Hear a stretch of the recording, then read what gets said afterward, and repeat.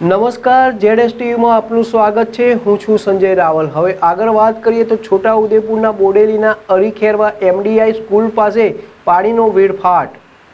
ચાચક ગામ પાસેથી આવતી પીવાના પાણીની મેઇન લાઇન ફાટી જતા પાણીનો વેડફાટ। એક તરફ બે બેડા પીવાના પાણી માટે લોકોની હાલત કફોડી તો બીજી તરફ પીવાના પાણીથી તળાવ ભરાયા તેવા દ્રશ્યો। ગ્રામ પંચાયતને વારંવાર રજૂઆત છતાં કોઈ કામગીરી કરવામાં આવતી નથી તેવો ગ્રામ પંચાયતના સભ્યનો આરોપ।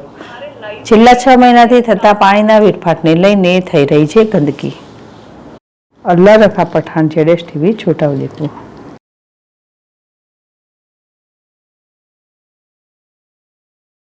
તમારી રજૂઆત શું છે? પ્રોબ્લેમ શું છે? આ એમડીઆઈ સ્કૂલની આગળના ભાગમાં મેઇન રોડ પર ચાચકથી મેઇન પાણીની લાઈન આવતી છે ને, ફાટી ગઈ છે। અને અમે 6 મહિનાથી આ ફાટી ગઈ છે। વારંવાર રજૂઆત કરીએ છીએ પંચાયતની અંદર, સરપંચમાં। હવે સરપંચની અંદર છે કે ગંગાબેન રાઠવા અમારે છે। હવે એમનો ઘરવાળા છે, તે એમના પતિ છે, તે એમનો બધો વહીવટ કરે છે।